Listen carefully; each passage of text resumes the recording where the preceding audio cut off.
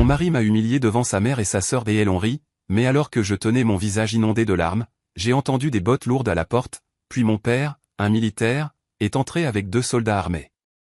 Le silence s'est installé dans la pièce. La gifle résonna dans le salon comme un coup de feu.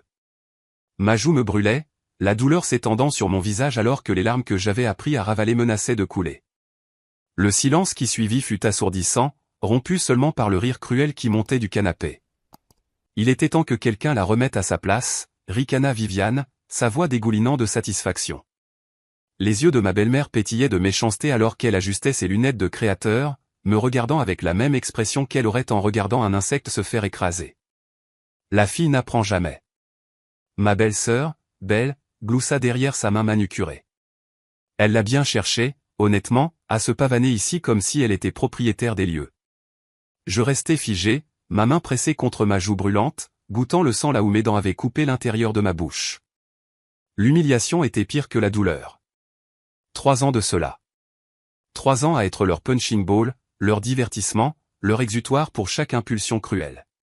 Mon mari, Trevor, fléchit les doigts comme pour se débarrasser de l'impact. Son visage ne montrait aucun remords, seulement le regard satisfait d'un homme qui venait de rappeler à tout le monde qui était le chef.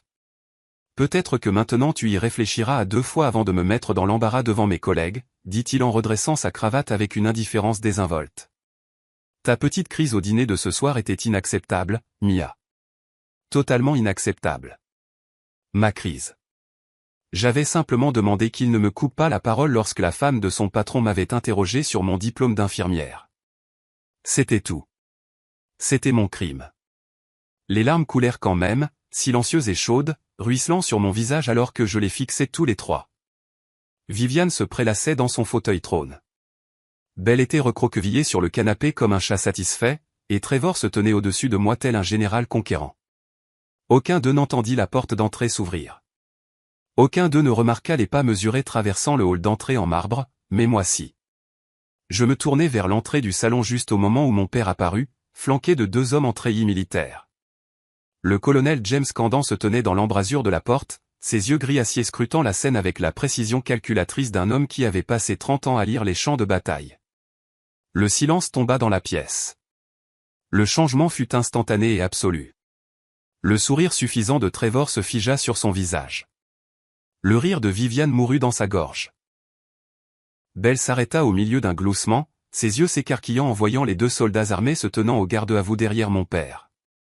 Le regard de papa se déplaça lentement de mon visage inondé de larmes à ma joue rougie, puis à la main encore levée de Trevor. Son expression ne changea pas, mais quelque chose changea dans l'air, quelque chose qui fit que même la maison elle-même sembla retenir son souffle. Quand il parla enfin, sa voix était calme, contrôlée, et plus terrifiante que n'importe quel cri aurait pu l'être. Messieurs, dit-il à ses compagnons, sans jamais quitter Trevor des yeux. Je crois que nous avons trouvé notre cible. Avant de continuer, veuillez écrire dans les commentaires de quel pays vous regardez cette vidéo. Nous aimons savoir d'où vient notre famille mondiale. Et si c'est votre première fois sur cette chaîne, veuillez vous abonner. Votre soutien nous aide à vous apporter encore plus de récits de vengeance épique de la vie. Bonne écoute. 6 heures plus tôt. J'aurais dû savoir que la soirée se terminerait mal quand Viviane a commencé à réarranger les couverts. Non, non, Mia, dit-elle en déplaçant pour la 3e fois ma fourchette à salade soigneusement positionnée. Le cristal de Waterford va à droite. Combien de fois devrais-je te le dire? Le patron de Trevor attend de l'élégance, pas quoi que ce soit. Je ravalai ma réponse et ajustai de nouveau la fourchette, la regardant inspecter la salle à manger comme un général passant ses troupes en revue. Tout devait être parfait pour la visite de Monsieur Braxton. Trevor convoitait une promotion au cabinet d'avocats depuis des mois. Et le dîner de ce soir était censé sceller l'affaire. Les fleurs sont trop hautes, annonça Belle depuis son perchoir sur le comptoir de la cuisine, se limant les ongles pendant que je finissais les amuse-gueules. Elles bloqueront la conversation. Honnêtement, Mia, c'est comme si tu n'avais jamais reçu auparavant. Je ne l'ai jamais fait, voulais-je dire, parce que vous ne me laissez jamais faire, mais j'avais appris à me taire. 3 ans de mariage m'avaient au moins appris cela.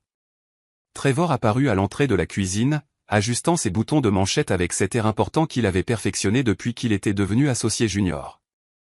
Il était beau dans son costume sur mesure, il l'était toujours.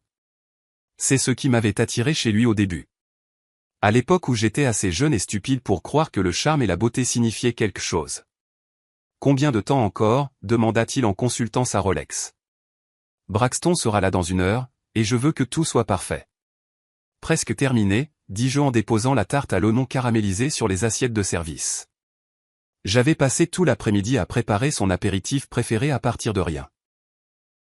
De la même manière que j'avais appris à préparer toutes ses choses préférées, de petits gestes d'amour qui étaient en quelque sorte devenus des exigences, des attentes, des demandes. Il passa derrière moi, plaçant ses mains sur mes épaules dans ce qui aurait pu ressembler à de l'affection pour un observateur. Mais je sentis la tension dans sa poigne, l'avertissement subtil. « Tu sais à quel point ce soir est important » murmura-t-il près de mon oreille. « Ne me mets pas dans l'embarras. » Les mots me frappèrent comme de l'eau glacée. Je me tournai pour lui faire face, cherchant dans ses yeux une trace de l'homme que j'avais épousé, mais ne trouvant qu'un calcul froid. « Quand est-ce que je t'ai déjà mis dans l'embarras » demandai-je doucement. Son sourire était acéré. « Il y a toujours une première fois. » Viviane frappa dans ses mains depuis la salle à manger. « Trevor, chéri, viens voir le centre de table.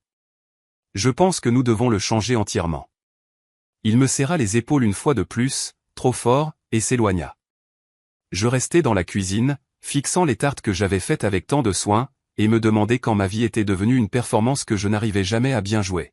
« Tu rayonnes » m'avait murmuré Trevor à l'oreille il y a 2 ans alors que nous dansions sur la piste, entourés de 200 de nos amis et parents les plus proches. Ma robe de mariée était comme des nuages de soie, et la lumière des bougies rendait tout doré et magique. « Je t'aime, Madame Brennan » dit-il en me faisant tourner doucement. « Je vais prendre tellement bien soin de toi. » Je l'ai cru. Que Dieu me pardonne. J'ai cru chaque mot. La réception était tout ce dont j'avais rêvé. Élégante, romantique, parfaite. Mon père m'avait accompagné à l'hôtel dans son uniforme de cérémonie, les médailles brillant sur sa poitrine, la fierté dans ses yeux. Même lui semblait charmé par Trevor, impressionné par son diplôme de droit et ses projets ambitieux. Il a l'air solide, avait dit papa pendant notre danse père-fille. Déterminé. C'est une bonne chose chez un homme, tant qu'il se souvient de ce qui est vraiment important. J'avais ri, tourbillonnant dans ma belle robe, entouré d'amour, d'espoir et de possibilités. Il m'adore, papa. Tu devrais voir comment il prend soin de moi. Les yeux de papa étaient devenus pensifs. Prendre soin de quelqu'un, ce n'est pas ce que tu fais pour lui, ma chérie. C'est la façon dont tu le traites quand personne ne regarde. Je lui avais embrassé la joue et m'étais éloigné en tourbillonnant, trop jeune et trop heureuse pour comprendre l'avertissement. La première fissure est apparue 6 mois plus tard. Tu as dépensé combien en courses? Trevor se tenait dans notre nouvelle cuisine, tenant le reçu comme la preuve d'un crime. Nous venions d'emménager dans la maison que Viviane nous avait aidé à acheter, sa maison de rêve, s'est-il avéré.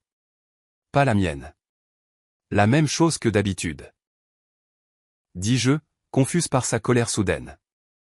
Peut-être un peu plus parce que j'ai pris ces steaks que tu aimes. Mia, nous devons être intelligents avec l'argent. J'essaie de construire un avenir pour nous et tu dépenses comme si nous étions millionnaires. C'était $80, Trevor, pour toute la semaine. Sa mâchoire se crispa. Ce n'est pas la somme qui compte. C'est le principe. Je travaille comme un fou et tu dépenses sans réfléchir. Je le fixais. Cet homme que j'avais épousé. Cet étranger portant le visage de Trevor. Je serai plus prudente, dis-je finalement. Bien. Son sourire revint, chaleureux et aimant. Je suis désolé, bébé. Je suis juste stressé par le travail. Tu comprends, n'est-ce pas? Je hochai la tête parce que je comprenais, ou du moins je le pensais. La deuxième fissure est survenue 1 mois plus tard, lorsque j'ai mentionné que je voulais prendre des gardes supplémentaires à l'hôpital. Absolument pas, dit-il, sans lever les yeux de son ordinateur portable. Ma femme n'a pas besoin de travailler le week-end. Que penseraient les gens? Que je suis dévoué à ma carrière? Que je ne peux pas subvenir aux besoins de ma famille? Famille? Le mot flottait entre nous, chargé de promesses et d'attentes pour lesquelles je n'étais pas prête. Trevor, j'aime mon métier d'infirmière. Ce n'est pas une question d'argent. C'est une question de priorité. Mia, ma carrière doit passer en premier en ce moment. J'ai besoin de toi ici, pour me soutenir. Tu ne peux pas faire ça? Je pouvais. Je l'ai fait. J'ai réorganisé mon emploi du temps, refusé des opportunités, fait de ses besoins ma priorité. Parce que c'est ce que faisaient les épouses, n'est-ce pas? C'est à cela que ressemblait l'amour. Mais tard dans la nuit, allongé à côté de lui dans notre lit, je fixais le plafond et me demandais quand aimer quelqu'un avait commencé à ressembler à se perdre soi-même. Vivian Brennan avait perfectionné l'art de la cruauté déguisée en sollicitude. « Oh, ma chérie », dit-elle en touchant le tissu de ma robe lors de notre premier dîner de famille après la lune de miel. « Est-ce que ça vient de chez Target? Comme c'est pratique. » Trevor a ri. A littéralement ri du compliment déguisé de sa mère. « Maman, tout le monde ne peut pas faire ses courses chez Nordstrom. » Bien sûr que non, sourit doucement Viviane. Je veux juste que Mia représente bien la famille. L'image est si importante dans le cercle d'affaires de ton père. J'avais dépensé une semaine de salaire pour cette robe, la trouvant belle, appropriée, moi. Mais sous le regard scrutateur de Viviane, je me sentis bon marché, minable et complètement déplacé dans leur salle à manger immaculée. Je pourrais t'emmener faire les magasins un de ces jours, proposa Belle avec un faux enthousiasme. T'aider à trouver ton style. Mon style? Comme si tout ce que j'avais choisi pour moi-même avant de me marier dans leur famille était mauvais. C'est si gentil, réussis-je à dire, détestant à quel point ma voix semblait reconnaissante. C'est devenu une habitude. Chaque réunion de famille, chaque fête, chaque visite impromptue se transformait en une masterclass d'humiliation subtile. Ma cuisine n'était pas assez sophistiquée. Mon travail n'était pas assez prestigieux. Ma famille n'était pas assez riche. Mon tout n'était pas assez. Et Trevor ne faisait rien. Pire que rien, il participait. Mia a fait ce gratin, disait-il lors des dîners, son ton s'excusant. Elle apprend encore à cuisiner pour beaucoup de monde. Mia n'est pas très douée pour la décoration, expliquait-il lorsque les invités commentaient notre salon dépouillé. Nous attendons qu'elle développe un meilleur goût. Chaque remarque dédaigneuse me semblait une petite mort, un petit morceau de moi-même qui s'effaçait. Mais je me disais que c'était normal, que toutes les familles avaient leur dynamique, que je devais juste faire plus d'efforts pour m'intégrer. Le jour où j'ai finalement craqué, c'est le jour où Viviane a redécoré notre chambre. Je suis rentré d'une garde de 12 heures à l'hôpital pour trouver le couvre-lit de ma grand-mère, la seule chose de valeur réelle que j'avais apportée au mariage, froissé dans un sac poubelle près de la porte. « Oh, bien, tu es rentré », lança Viviane depuis l'étage. « J'ai eu une idée merveilleuse pendant que tu étais au travail. Viens voir. » Je montais les escaliers, les jambes tremblantes, le sac poubelle serré dans mes bras. Notre chambre avait été transformée en quelque chose sorti d'un magazine. Ton neutre est tissu coûteux. Beau, froid et totalement sans personnalité. N'est-ce pas magnifique, rayonna Viviane. Je me suis débarrassé de toutes ces petites touches minables et je t'ai donné quelque chose digne de la position de Trevor. Tu me remercieras plus tard. Le couvre-lit de ma grand-mère, murmurai-je. Oh, ce vieux truc, ma chérie. Il tombait en morceaux. J'ai demandé à la femme de chambre de le jeter. Crois-moi, c'est tellement mieux comme ça. Cette nuit-là, lorsque Trevor est rentré à la maison et m'a trouvé en larmes sur le sac poubelle, il ne m'a pas réconforté. Il n'a pas fulminé contre sa mère pour avoir outrepassé ses droits. Il n'a même pas semblé comprendre pourquoi j'étais contrarié. Ce n'est qu'une couverture, Mia. Regarde ce qu'elle a fait pour nous. La chambre est incroyable. Nous devrions être reconnaissants. Reconnaissants. Je devrais être reconnaissante que le dernier souvenir de ma grand-mère ait été jeté comme un déchet. Je devrais être reconnaissante de vivre dans une belle prison où rien de ce qui m'appartenait n'était autorisé à exister. C'est cette nuit-là que j'ai pensé pour la première fois à appeler mon père. Je ne l'ai pas fait. Je me suis dit que j'étais dramatique, que le mariage exigeait des sacrifices, que j'avais de la chance d'avoir une famille qui se souciait suffisamment de moi pour m'aider à m'améliorer. Mais j'ai gardé son numéro dans mon téléphone, et parfois, dans mes moments les plus sombres, je le fixais en me demandant ce qui se passerait si j'appuyais sur « Appeler ». Le dîner se passait bien. Trop bien, en fait. Monsieur Braxton était un homme distingué d'une soixantaine d'années, avec des yeux bienveillants et un rire facile. Sa femme, Andrea, était chaleureuse et engageante, posant de vraies questions sur mon travail à l'hôpital. Les soins infirmiers en pédiatrie doivent être incroyablement gratifiants, dit-elle pendant le plat principal. J'ai toujours admiré les gens qui travaillent avec les enfants. Il faut une telle patience et une telle compétence. Je me sentis me détendre pour la première fois depuis des heures. C'est vraiment merveilleux. La semaine dernière, nous avons eu ce petit garçon qui était terrifié par son opération.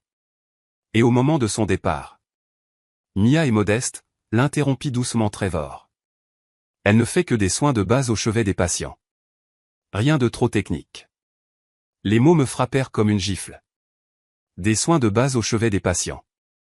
Comme si mes 4 années d'études, mes certifications, mes années d'expérience ne signifiaient rien.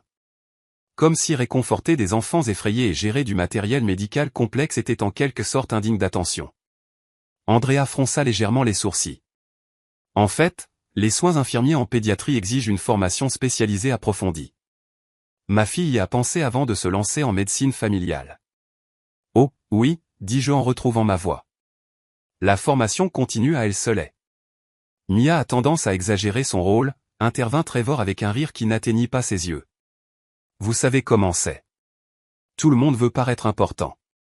La table devint silencieuse. Même Viviane avait l'air mal à l'aise, que ce soit à cause de la grossièreté de Trevor ou du malaise du moment, je ne saurais le dire. Monsieur Braxton s'éclaircit la gorge. En fait, Trevor, je pense que votre femme partageait quelque chose de significatif. Andrea, vous posiez des questions sur le petit garçon.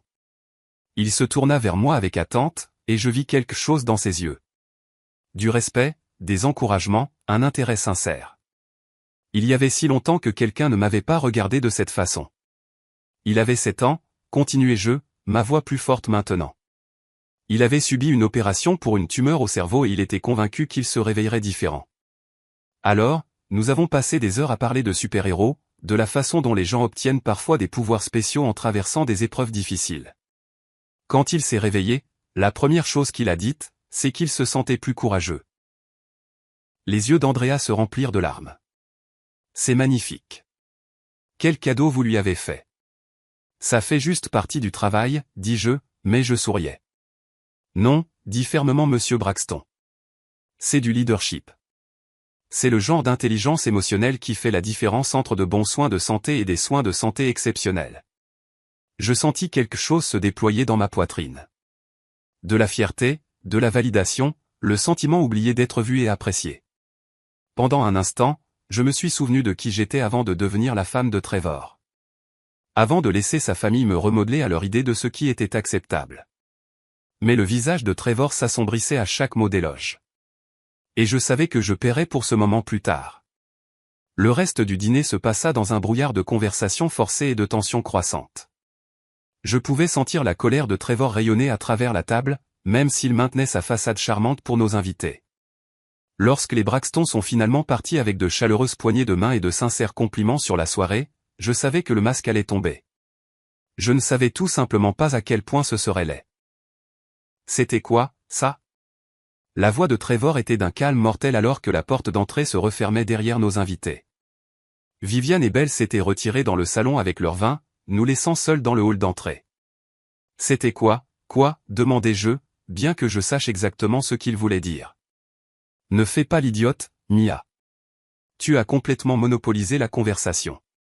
Tu t'es mise au centre de l'attention.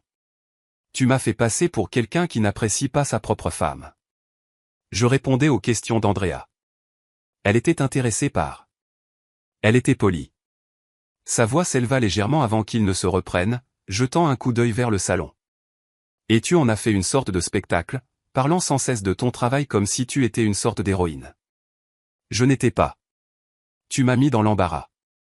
Devant mon patron, devant l'homme qui contrôle mon avenir au cabinet. Je le fixais, cet homme que j'avais promis d'aimer et d'honorer, et je sentis quelque chose changer en moi. Je t'ai mis dans l'embarras en étant doué dans mon travail.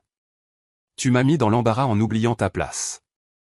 Les mots restèrent suspendus dans l'air entre nous comme un gant de défi. Ma place. Comme si j'étais une sorte de servante médiévale qui osait parler au-dessus de sa condition. Ma place, répétai-je lentement. Tu sais ce que je veux dire. Non, Trevor. Je ne sais pas. S'il te plaît, explique-moi exactement quelle est ma place. Sa mâchoire se crispa. Ta place, c'est de me soutenir. De soutenir cette famille. Pas de faire de grands discours sur les soins au chevet des malades et les histoires d'enfants pendant que j'essaie de faire une impression professionnelle. J'étais moi-même. Eh bien, c'est peut-être ça le problème. Les mots me frappèrent comme un coup physique. Je reculai même, pressant ma main sur ma poitrine comme si je pouvais retenir mon cœur.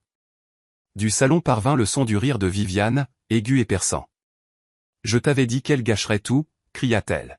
« Cette fille n'a aucun sens des convenances. »« Mère, s'il te plaît, » dit Trevor, mais il n'y avait aucune véritable réprimande dans sa voix. « Non, laissez-la parler, » dis-je en me dirigeant vers le salon. De toute évidence, tout le monde a une opinion sur mon comportement ce soir. Viviane était perchée à sa place habituelle, un verre de vin à la main, ressemblant à une reine tenant sa cour. Belle était allongée à côté d'elle, son téléphone à la main, mais les yeux brillants d'intérêt. « Oh, ma chérie, » dit Viviane avec une fausse sympathie. « Je sais que tu voulais bien faire, mais tu dois comprendre. Ce soir, il ne s'agissait pas de toi. Il s'agissait de la carrière de Trevor, de son avenir, et tu as tout ramené à tes petites histoires d'infirmière. » « Mes petites histoires d'infirmière, » répétai-je. « Elle a raison, Mia, » intervint Belle. « Tu as en quelque sorte détourné toute la conversation. » C'était gênant. Je regardais autour de moi ces trois personnes. Mon mari, ma belle-mère, ma belle-sœur, ma famille, les personnes qui étaient censées m'aimer et me soutenir. « Alors, laissez-moi comprendre, » dis-je lentement.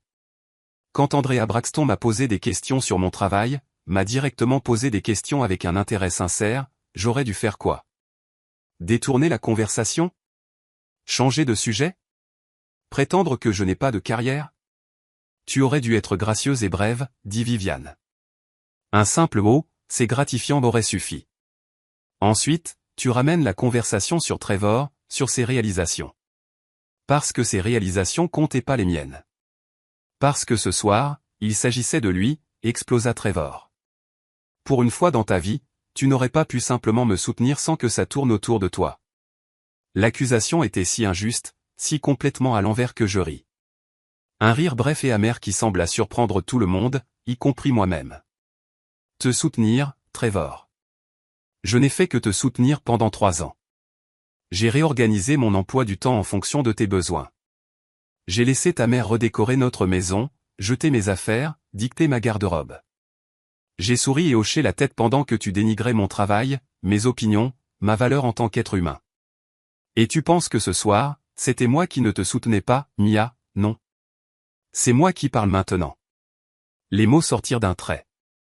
3 ans de blessures et de colère refoulées trouvaient enfin leur voie. J'ai fait un bref commentaire sur mon travail. Un travail dans lequel je suis doué, un travail qui compte, un travail qui aide les gens, et tu as agi comme si j'avais commis un crime terrible. Tu as dit à nos invités que j'exagérais mon rôle et que je faisais des soins de base au chevet des patients. Tu as diminué tout ce pourquoi j'ai travaillé, tout ce que je suis, parce que cela aurait pu te faire paraître moins important pendant 5 minutes. La pièce était maintenant plongée dans un silence de mort. Même Belle avait posé son téléphone. Tu as fait ton choix ce soir, Mia, dit Trevor, la voix froide. Tu as choisi de me mettre dans l'embarras, de te faire passer en premier, de montrer à tout le monde que tu ne me respectes pas, ni notre mariage. Eh bien, félicitations. Tu as eu ton moment de gloire. Et tu as fait ton choix aussi, dis-je doucement. Tu as choisi de me rabaisser devant des gens qui essayaient de m'élever. Tu as choisi de protéger ton ego au lieu de ta femme. Tu as choisi de te ranger du côté de la cruauté de ta mère au lieu de défendre la femme que tu as épousée. Comment oses-tu? Comment j'ose quoi? Dire la vérité? Souligner qu'en 3 ans de mariage, tu ne m'as jamais défendu une seule fois. Jamais une seule fois tu n'as dit à ta mère de se calmer. Jamais une seule fois tu ne m'as traité comme si j'avais de l'importance. Le visage de Trevor était maintenant rouge de colère, son calme soigneusement entretenu se fissurant enfin. Tu veux savoir ce qui compte? Je vais te dire ce qui compte. Il leva la main. Et pour la première fois de notre mariage, je n'ai pas tressailli. Fais-le, dis-je doucement. Montre-leur exactement qui tu es vraiment. C'est à ce moment-là que la gifle est venue. C'est à ce moment-là que sa mère a ri. C'est à ce moment-là que mon père est entré dans la pièce avec 2 soldats armés. Et c'est à ce moment-là que tout a changé. Le silence s'étira comme une respiration retenue. Mon père se tenait dans l'embrasure de la porte, sa présence remplissant la pièce d'une manière qui n'avait rien à voir avec sa taille physique. Le colonel James Candan n'était pas un homme de grande taille, mais 30 ans dans l'armée lui avaient donné quelque chose de plus puissant que la taille ou la corpulence. Une autorité absolue et inébranlable qui fit soudain sentir à tout le monde dans la pièce comme des enfants pris en faute. Derrière lui, les 2 soldats restaient parfaitement immobiles, leurs yeux balayant la pièce avec une précision professionnelle. Ils ne pointaient pas d'armes ni ne proféraient de menaces. Ils n'en avaient pas besoin. Leur seule présence en disait long sur la gravité de la situation. « Mia » dit doucement papa, sans jamais quitter Trevor des yeux. « Es-tu blessé » Je touchai ma joue brûlante, goûtant le sang là où mes dents avaient coupé l'intérieur de ma bouche. « Je vais bien. »« Non, dit-il. Tu ne vas pas bien, mais tu iras bien. » Trevor était devenu pâle, sa main levée retombant lentement à son côté. « Colonel Candan, je peux expliquer. »« Ah oui ?»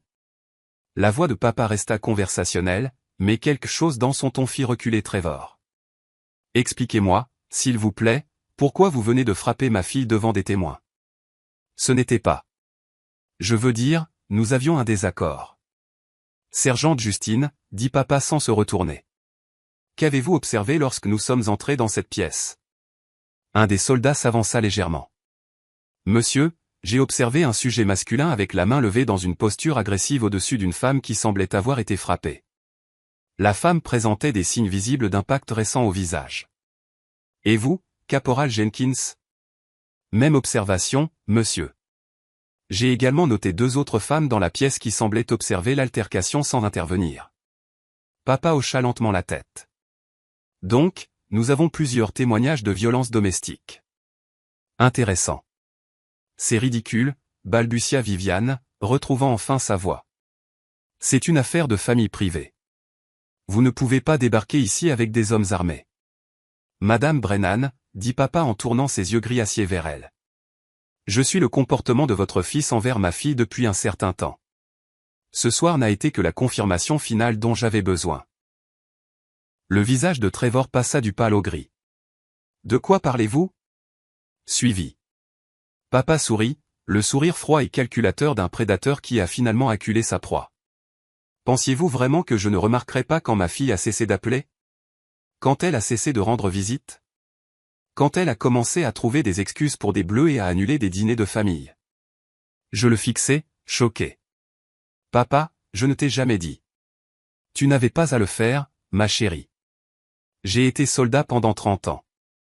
Je sais à quoi ressemble la violence. Je sais aussi ce qui se passe quand on la laisse s'intensifier sans contrôle. » Il sortit un dossier en manille de sa veste et le posa sur la table basse avec une précision délibérée. « Il y a 3 mois, j'ai engagé un détective privé. C'est incroyable ce qu'on peut apprendre sur une personne quand on essaie vraiment. Trevor, saviez-vous que votre cabinet d'avocat a des politiques très strictes concernant les partenaires qui se livrent à de la violence domestique ? Quelque chose à voir avec le maintien de l'intégrité du cabinet. » Le visage de Trevor devint blanc. « Vous ne pouvez pas, je l'ai déjà fait. Les photographies, les déclarations de témoins et les dossiers médicaux sont assez convaincants. Votre patron, Monsieur Braxton, un homme charmant, soit dit en passant, était très préoccupé lorsque je les lui ai montrés cet après-midi. La pièce tourna autour de moi, cet après-midi. Papa, tu savais qu'il venait dîner. Je l'ai orchestré, ma chérie. J'avais besoin de voir comment il te traiterait devant ses supérieurs. J'avais besoin de savoir s'il y avait une chance qu'il change, qu'il devienne l'homme digne de ma fille. » Ses yeux retrouvèrent Trevor. Il n'y en avait pas, Belle était devenue complètement silencieuse, agrippant son téléphone comme une bouée de sauvetage. Viviane avait l'air sur le point d'être malade. « C'est un coup monté, dit désespérément Trevor. Vous ne pouvez rien utiliser de ce que vous avez obtenu illégalement. »« Oh, mais je le peux, dit papa joyeusement. Parce que voyez-vous, je n'essaie pas de vous mettre en prison, Trevor. La prison serait trop facile, trop rapide. Ce que je fais est tellement plus complet. » Il ouvrit le dossier et commença à étaler des photographies sur la table basse. Des photos de moi avec des bleus que j'avais oubliés. Des captures d'écran de SMS où Trevor me réprimandait. Des dossiers financiers montrant comment il m'avait isolé économiquement. Votre cabinet d'avocat a reçu ça ce matin, continua papa d'un ton conversationnel, ainsi qu'un rapport complet sur votre comportement. La violence domestique n'est pas seulement illégale, Trevor. C'est une violation de la clause de turpitude morale de votre contrat d'associé. Vous serez suspendu en attendant l'enquête, et compte tenu des preuves, le licenciement est presque garanti. Les jambes de Trevor flanchèrent. Il s'affaissa sur une chaise, fixant les photographies avec horreur. Mais ce n'est pas tout, dit papa, sa voix s'éclaircissant comme s'il partageait de bonnes nouvelles. Viviane, vous pourriez être intéressée de savoir que votre country club a également reçu des copies de ces documents. Il semble qu'ils aient des politiques concernant les membres qui cautionnent la violence domestique. Quelque chose à voir avec le maintien des normes communautaires. Le verre de vin de Viviane glissa de ses doigts engourdis, se brisant sur le sol en marbre. Eh belle, félicitations pour tes fiançailles. J'espère que la famille de ton fiancé sera compréhensive lorsqu'elle apprendra ton rôle dans la dissimulation des abus de ton frère. Les réseaux sociaux peuvent être si impitoyables de nos jours. Vous détruisez nos vies, murmura Viviane. Non, dit fermement papa. Vous avez détruit vos propres vies au moment où vous avez décidé que ma fille était un dommage collatéral acceptable pour le dysfonctionnement de votre famille. Je m'assure simplement qu'il y ait des conséquences. Il se tourna alors vers moi, son expression s'adoucissant pour la première fois depuis qu'il était entré dans la pièce. Mia, fais tes valises et mets-les dans ma voiture. Tes effets personnels, tes documents importants et le couvre-lit de ta grand-mère. Je l'ai récupéré de la poubelle où ces gens l'ont jeté. Il est en sécurité. Comment as-tu? J'ai des gens qui surveillent cette maison depuis des semaines, ma chérie. Je connais chaque entrée, chaque cachette, chaque secret que ces gens pensaient pouvoir garder. Il me tendit la main. Il est temps de rentrer à la maison. Je regardai une dernière fois la pièce.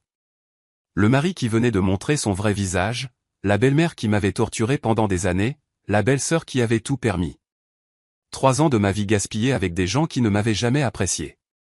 Mais je n'étais plus cette femme brisée. Debout, la main de mon père tendue, entourée des conséquences de leurs propres actions, je ressentis quelque chose que je n'avais pas ressenti depuis des années. Je me sentis libre. En fait, papa, dis-je en redressant les épaules. J'ai quelque chose à dire d'abord. Je regardai Trevor, le regardai vraiment, et ressentis un étrange sentiment de clarté. Cet homme qui m'avait contrôlé par la peur et la manipulation me parut soudain petit, pathétique, totalement impuissant. Il y a 3 ans, je t'ai épousé parce que je pensais t'aimer, dis-je, ma voix stable et claire. Mais je réalise maintenant que j'étais amoureuse d'un mensonge. L'homme que j'ai épousé, gentil, encourageant, aimant, n'a jamais existé. Tu m'as montré exactement qui tu étais ce soir, tout comme tu me le montres depuis des années. Je n'étais tout simplement pas prête à le voir. Trevor ouvrit la bouche pour parler, mais je levai la main. Je n'ai pas fini. Pendant 3 ans, je me suis excusé pour des choses qui n'étaient pas de ma faute. Je me suis faite plus petite pour que tu puisses te sentir plus grand. J'ai laissé toi et ta famille me convaincre que j'étais le problème, que je devais changer, que je n'étais pas assez bien. Mais ce soir, quand Andrea Braxton m'a regardé avec respect, un vrai respect, je me suis souvenu de quelque chose d'important. Je me tournai vers Viviane, qui fixait toujours le verre de vin brisé à ses pieds. Viviane, tu as passé 3 ans à essayer de m'effacer, à remplacer tout ce que j'étais par ta vision de ce que la femme de Trevor devrait être. Tu as jeté le couvre-lit de ma grand-mère comme si c'était des ordures. Mais tu sais quoi? Ce couvre-lit a survécu à la Grande Dépression, à la Seconde Guerre mondiale et à 3 générations de femmes fortes, tout comme je vais te survivre.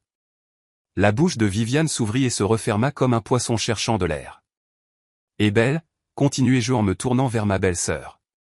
Tu as cautionné chaque chose cruelle que ta mère m'a faite. Tu as ri de ma douleur, participé à mon humiliation, et tu es resté là pendant que ton frère me frappait. Cela te rend tout aussi coupable que lui. Le téléphone de Belle avait commencé à vibrer avec insistance, probablement son fiancé, se demandant pourquoi des photos de la scène de ce soir apparaissaient déjà sur les réseaux sociaux. Les gens de papa avaient été minutieux. Mais voici ce que vous n'avez pas réussi à comprendre, dis-je en faisant un pas de plus vers Trevor. Je ne suis pas seulement une infirmière. Je suis une sacrée bonne infirmière. Je sauve des vies. Je réconforte les enfants qui ont peur. Je fais une différence dans ce monde chaque jour. Et ça compte. Ça a de la valeur. C'est assez. Le visage de Trevor s'effondra. Mia, s'il te plaît. Nous pouvons arranger ça. Je vais me faire aider. Je vais changer. Non, dis-je fermement. Tu as eu 3 ans pour changer. 3 ans pour choisir l'amour plutôt que le contrôle, le respect plutôt que la domination, le partenariat plutôt que la possession. Au lieu de ça, tu as choisi de me frapper devant ta mère pendant qu'elle riait. Il n'y a pas de retour en arrière possible. J'ai retiré mon alliance, le magnifique diamant qui avait autrefois symbolisé l'éternité, et je l'ai posé sur la table basse à côté des photographies de mes bleus. Ce mariage est terminé. Mon avocat vous contactera au sujet de la procédure de divorce. Je suis monté faire mes valises, comme papa me l'avait demandé. Tu ne peux pas simplement partir, dit désespérément Viviane. Nous sommes une famille. Nous pouvons arranger ça. Je me tournai pour la regarder une dernière fois. Une famille ne jette pas les choses que vous aimez. Une famille ne rit pas quand quelqu'un se blesse. Une famille ne cautionne pas la violence et n'appelle pas ça de l'amour. Vous n'avez jamais été ma famille, Viviane. Vous étiez mes geôliers. Papa s'avança alors, sa main toujours tendue. Prête maintenant, ma chérie? Je pris sa main, sentant la force et la stabilité que j'avais héritées de lui, couler en moi. Je suis prête. Alors que nous nous dirigions vers la porte, flanqués des 2 soldats, j'entendis Trevor crier derrière nous. Mia, attends. Tu ne peux pas faire ça. Je t'aime. Je m'arrêtai sur le seuil et le regardai une dernière fois. Si c'est ce que tu appelles de l'amour, Trevor, alors tu ne sais pas ce que ce mot signifie. Et puis je suis sorti de cette maison et j'ai commencé le reste de ma vie. 6 mois plus tard, le service de pédiatrie de l'hôpital Saint-Maries était calme aux petites heures du matin. Je venais de terminer ma tournée, vérifiant mes petits patients, ajustant les perfusions et rassurant les parents inquiets. C'était le travail que j'avais toujours aimé, mais maintenant il semblait différent d'une certaine manière. Plus significatif, plus à moi. Infirmière Candan. Une petite voix appela depuis la chambre 312. Je souris en me dirigeant vers la voix. Emma, 6 ans, en post-opératoire pour un problème rénal, était ma patiente depuis 3 jours. Elle avait peur, le mal du pays et son chien lui manquait terriblement. Qu'est-ce qui ne va pas, ma chérie, demandai-je en m'installant sur la chaise à côté de son lit. Je n'arrive pas à dormir. J'ai mal au ventre et je n'arrête pas de penser à Buster. Et s'il m'oublie? Oh, ma chérie, dis-je en prenant sa petite main dans la mienne. Les chiens n'oublient pas les gens qu'ils aiment. Buster est probablement assis près de la porte de ta chambre en ce moment, attendant que tu rentres à la maison. Vraiment? Vraiment. Et tu sais quoi? Quand tu sortiras d'ici demain, il sera si excité de te voir qu'il te renversera probablement de bisous. Emma gloussa, le son clair dans la pièce sombre. Il fait ça même quand je rentre juste de l'école. C'est parce que tu es sa personne préférée au monde. Je suis resté avec elle jusqu'à ce qu'elle s'endorme, chantant la même berceuse que ma grand-mère me chantait. Celle dont je me souvenais chaque fois que je regardais le couvre-lit maintenant étalé sur mon lit dans mon nouvel appartement. Mon téléphone vibra alors que je sortais de sa chambre. Un SMS de mon père. J'ai vu les nouvelles. Je pensais que tu devrais savoir. En pièce jointe, un lien vers un article d'un journal d'affaires local. Le titre disait « Brennan est associé sous enquête pour faute professionnelle d'un partenaire ». J'ai parcouru l'article en ressentant un étrange mélange de satisfaction et de tristesse. Trevor avait été officiellement licencié du cabinet. L'enquête avait révélé non seulement les preuves de violence domestique que papa avait fournies, mais aussi des irrégularités financières et des plaintes de clients qui avaient été étouffées en raison de ses relations familiales. Le cabinet d'avocats faisait maintenant face à un recours collectif d'anciens clients qui affirmaient que Trevor avait mal géré leur dossier. Un autre SMS est apparu. Celui-ci de mon avocat. Les avocats de Viviane veulent régler le procès en diffamation à l'amiable. Elle offre une restitution complète pour vos effets personnels plus des dommages et intérêts. On dirait que l'exil des réseaux sociaux coûte cher. Je souris, me souvenant comment la réputation parfaite de Viviane s'était effondrée en quelques semaines après la révélation de papa.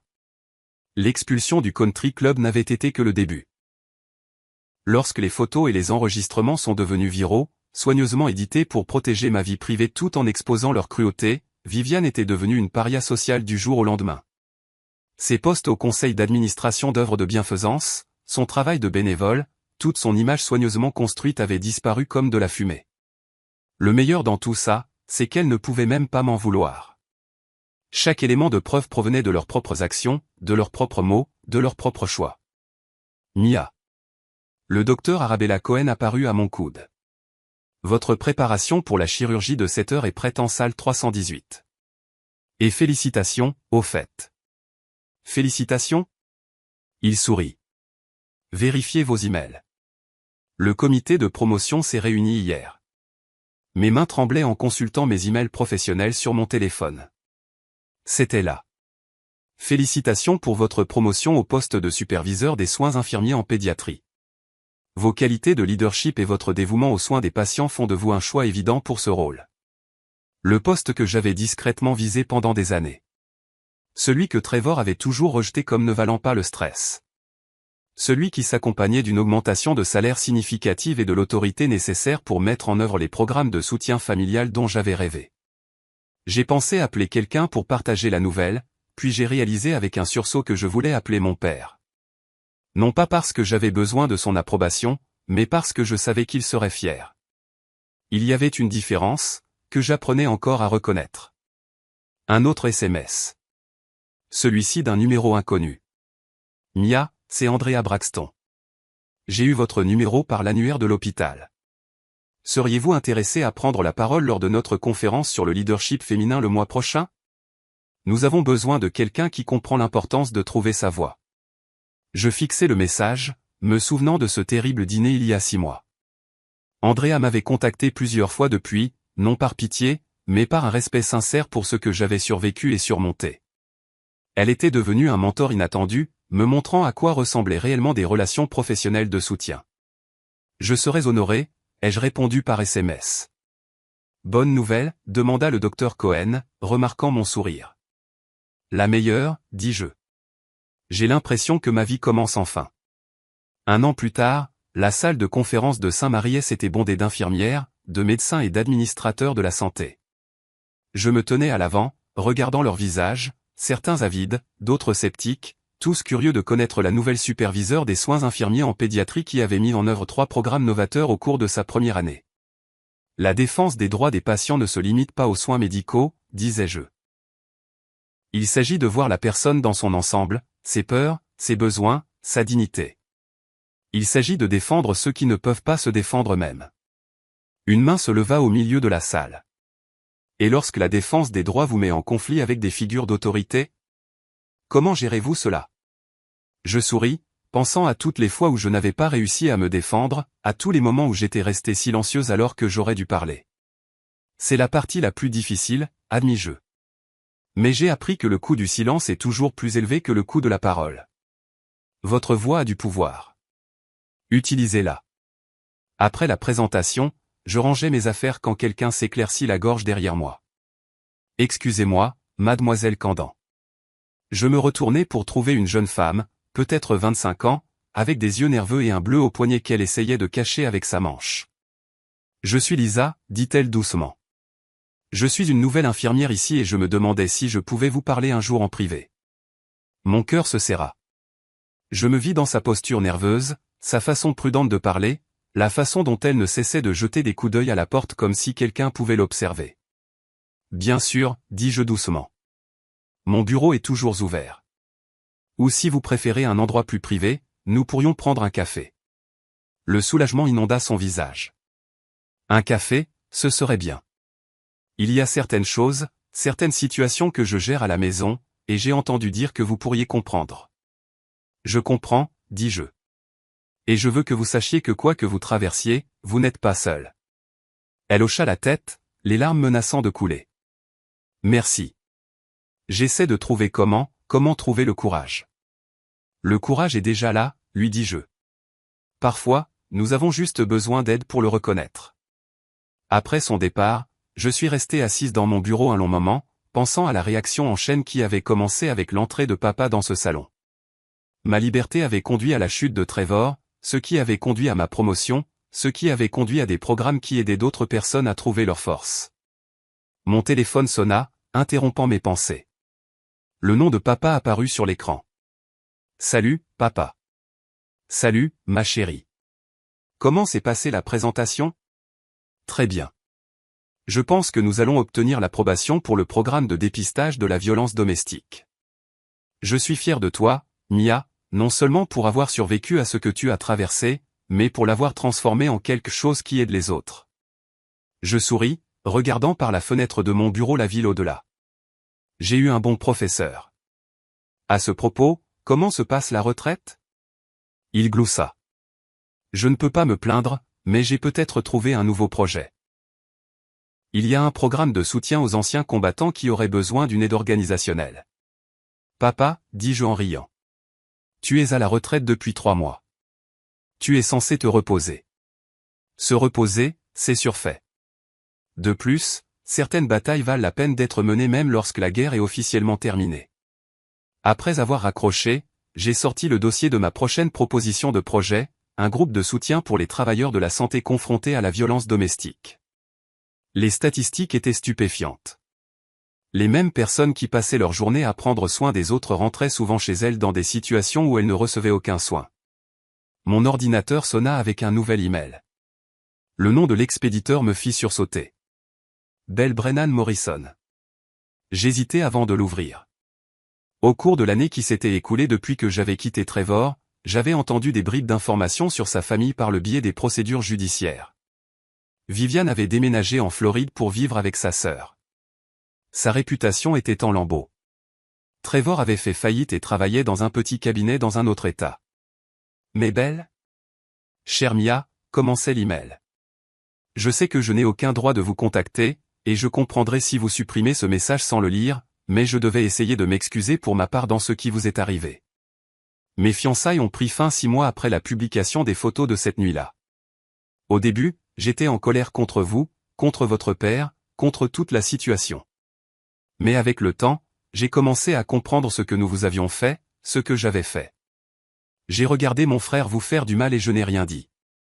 J'ai participé à la cruauté de ma mère et j'ai appelé ça de la loyauté familiale. J'ai cautionné la violence et je me suis convaincu que ce n'était pas ma responsabilité de l'arrêter. J'ai commencé une thérapie pour comprendre pourquoi j'ai fait ces choix. J'apprends sur les traumatismes, sur les comportements de facilitation, sur les dommages que nous causons lorsque nous restons silencieux face à l'injustice. Je n'attends pas de pardon. Je ne pense même pas le mériter. Mais je voulais que vous sachiez que votre courage de partir et la façon dont vous avez reconstruit votre vie m'ont inspiré à enfin examiner mon propre comportement et à essayer de devenir une meilleure personne. J'espère que vous êtes heureuse. Vous méritez tout le bonheur du monde. J'ai lu l'email 2 fois, ressentant un mélange complexe d'émotions. De la colère face au temps qu'il lui avait fallu pour voir la vérité. De la tristesse pour les années que j'avais perdues, mais aussi quelque chose d'inattendu. Une petite lueur d'espoir que peut-être, parfois, les gens pouvaient vraiment changer. Je ne répondrai pas à l'email. Ce chapitre de ma vie était clos et je n'avais aucun intérêt à le rouvrir. Mais j'étais heureuse de savoir que les répercussions de cette nuit continuaient de se propager, forçant les gens à affronter des vérités inconfortables sur eux-mêmes. Mon téléphone vibra avec un SMS de Lisa, la jeune infirmière de tout à l'heure. Demain à 14 h, ça irait pour un café? Je suis prête à parler. Parfait, ai-je répondu par SMS. Je serai là. Alors que je rassemblais mes affaires pour quitter le bureau, j'ai aperçu mon reflet dans la fenêtre. La femme qui me regardait était quelqu'un que je reconnaissais à peine d'il y a 1 an. Confiante, déterminée, sans peur. Elle avait des cicatrices, nous en avons tous, mais elles étaient la preuve de batailles menées et gagnées, pas de blessures qu'il fallait cacher. J'ai pensé à Emma, 7 ans, qui était rentrée chez elle retrouver son chien Buster et m'avait envoyé un dessin de 2 jouant dans leur jardin. J'ai pensé à Andrea Braxton, qui était devenu non seulement un mentor, mais une véritable amie. J'ai pensé à papa, qui m'avait appris que parfois, l'amour signifie avoir le courage de se battre pour ce qui est juste. Et j'ai pensé à Lisa, qui apprendrait ce que j'avais appris, que le courage n'est pas l'absence de peur. C'est la décision que quelque chose d'autre est plus important que la peur. En sortant de l'hôpital dans l'air chaud du soir, j'ai ressenti quelque chose que j'avais presque oublié comment ressentir. Je me sentais puissante. Le mariage était intime, juste des amis proches, la famille et quelques collègues de l'hôpital. Je me tenais devant le miroir de ma chambre d'enfant, ajustant la simple robe blanche que j'avais choisie moi-même, sans l'avis de quiconque pensait savoir mieux que moi. Tu es magnifique, ma chérie. Je me tournai pour trouver papa dans l'embrasure de la porte, élégant dans son uniforme de cérémonie, les médailles brillant sur sa poitrine, comme lors de mon premier mariage. Mais cette fois-ci, c'était différent. Cette fois-ci, je n'étais pas une jeune femme essayant de plaire à tout le monde. J'étais une femme qui connaissait sa propre valeur. Merci pour tout, papa, dis-je en prenant son bras tendu. Pour avoir vu ce que je ne pouvais pas voir, pour t'être battu quand je ne pouvais pas me battre. Pour avoir cru que je valais la peine d'être sauvé. Tu t'es sauvé toi-même, Mia. J'ai juste fait en sorte que tu aies la chance de le faire. La cérémonie a eu lieu dans le jardin commémoratif de l'hôpital, entouré de fleurs, de soleil et de personnes qui se souciaient sincèrement de mon bonheur. Le docteur Arabella Chin avait proposé d'officier. Elle s'était fait ordonner en ligne spécialement pour l'occasion, affirmant que c'était le moins qu'elle puisse faire pour sa superviseure préférée. Mais ce n'était pas un mariage traditionnel. Il n'y avait pas de mariés qui attendaient à l'autel. Pas de vœux, jusqu'à ce que la mort nous sépare. Au lieu de cela, je me suis tenu devant ma famille choisie et je me suis fait des promesses à moi-même. Moi, Mia Kandan, je promets d'honorer ma propre voix, de faire confiance à mon propre jugement et de ne plus jamais me faire petite pour le confort de quelqu'un d'autre. Je promets de continuer à guérir, à grandir et à aider les autres à trouver leur force. Je promets de me souvenir que je suis assez, exactement comme je suis. La foule, ma vraie famille, choisie plutôt qu'héritée, a applaudi alors que je glissais une simple bague en argent à mon propre doigt. Une bague de promesse, une bague d'engagement, un rappel que la relation la plus importante que j'aurais jamais été celle avec moi-même. Plus tard, à la réception dans la cafétéria de l'hôpital, transformée avec des guirlandes lumineuses et des fleurs offertes par les familles de patients reconnaissants, je me suis retrouvé entouré d'amour dans sa forme la plus pure. Des collègues qui respectaient mon travail, des amis qui appréciaient mon amitié, des familles de patients qui avaient été touchés par mes soins. Et dans un coin, presque inaperçu des autres invités, était assise Lisa, non plus la jeune infirmière effrayée qui avait demandé de l'aide il y a 2 ans, mais une femme confiante qui dirigeait maintenant son propre groupe de soutien pour les travailleurs de la santé dans des relations abusives. Un discours, cria quelqu'un, et bientôt toute la salle scanda pour que je parle. Je me levai, regardant ces visages. Ma famille choisie, ma vraie famille, les personnes qui avaient soutenu mon voyage de retour à moi-même. Il y a 2 ans, je pensais que ma vie était finie. Je m'étais tellement perdu que je ne me souvenais même plus de qui j'avais été avant. Mais j'ai appris quelque chose d'important. On ne peut pas détruire quelqu'un qui refuse de rester brisé. Les applaudissements remplirent la salle, mais je levai la main. La femme qui a été frappée dans ce salon, dont on s'est moqué, qu'on a rabaissé et fait se sentir sans valeur, elle fait toujours partie de moi. Mais elle n'est pas tout ce que je suis. Elle est la partie qui a appris la résilience, qui a développé de l'empathie, qui comprend à quel point il est précieux d'être vraiment vu et apprécié. J'ai croisé le regard de papa de l'autre côté de la pièce. Il essayait de ne pas pleurer et échouait complètement. Alors aujourd'hui, il ne s'agit pas seulement de célébrer ma liberté d'un mariage abusif. Il s'agit de célébrer la femme que je suis devenue à cause de cette lutte. Il s'agit de reconnaître que parfois les pires choses qui nous arrivent deviennent le fondement des meilleures choses que nous faisons. Je levai mon verre de cidre pétillant. Aux secondes chances, aux familles choisies et au courage de réécrire nos propres histoires. À la certitude que nous sommes tous dignes d'amour, en particulier de nous-mêmes. Alors que la salle éclatait de cris de joie et d'applaudissements, je ressentis un profond sentiment d'accomplissement. Pas celui qui vient de trouver quelqu'un d'autre pour vous compléter, mais celui qui vient de devenir enfin entière par soi-même. Plus tard dans la soirée, assise dans mon appartement, mon espace décoré de mes affaires, rempli de mes choix, j'ai sorti une lettre sur laquelle je travaillais. Elle n'était adressée à personne en particulier, mais elle contenait tout ce que j'aurais aimé dire à mon moi plus jeune. Tout ce que je voulais que les autres femmes sachent. Chère femme qui se sent piégée, ta situation n'est pas de ta faute, mais ta guérison est ta responsabilité. La personne qui te fait du mal ne changera pas parce que tu l'aimes assez, que tu te sacrifies assez ou que tu deviens assez parfaite. Elle ne changera que si elle choisit de faire le travail. Et ce choix n'a rien à voir avec toi. Tu n'es pas folle. Tu n'es pas trop sensible. Tu ne demandes pas trop quand tu t'attends à être traité avec un respect humain de base. Fais confiance à tes instincts. Ils essaient de te protéger. Partir n'est pas un échec. Rester dans une situation qui détruit ton âme n'est pas de l'amour. Tu ne dois à personne ta destruction. Pas même à ta famille, pas même à la personne que tu as épousée. Tu as plus de force que tu ne le penses. Tu as plus d'options que tu ne peux en voir en ce moment. Tu as plus de valeur que quiconque qui te fait du mal ne pourra jamais le reconnaître. Ta voix compte. Tes rêves comptent. Tu comptes. Et quand tu trouveras enfin le courage de partir, sache qu'il y a des gens qui attendent pour te rattraper, pour te soutenir, pour t'aider à te souvenir de qui tu es vraiment. Tu vaux la peine de te battre. Tu vaux la peine d'être sauvé. Tu vaux le dur travail de reconstruire ta vie. Commence par un pas, puis un autre, puis un autre. Tu es plus forte que tu ne le penses. Avec amour, une femme qui s'en est sortie. J'ai plié la lettre avec soin et l'ai ajoutée à la pile que j'avais rassemblée depuis des mois. Demain, je les donnerai à Lisa pour les distribuer dans ses groupes de soutien. Parfois, la chose la plus puissante que nous puissions faire est de partager nos histoires, de faire savoir aux autres qu'ils ne sont pas seuls dans leur lutte. En me préparant à me coucher, j'ai aperçu le couvre-lit de ma grand-mère, sauvé, restauré et maintenant étalé sur mon propre lit dans ma propre maison. Les coutures étaient encore solides après toutes ces années, tenant ensemble des morceaux qui avaient été soigneusement choisis et assemblés avec amour. Tout comme moi, tout comme nous tous qui refusons de rester brisés. J'ai éteint les lumières et je me suis installé dans mon lit, entouré par le silence de mon propre espace, la paix de mes propres choix, la sécurité de ma propre force. Et pour la première fois depuis des années, j'ai dormi sans crainte, car j'avais enfin appris la leçon la plus importante de toutes. La personne responsable de la protection de Mia Kandan était Mia Kandan. Et j'étais très, très doué pour ça.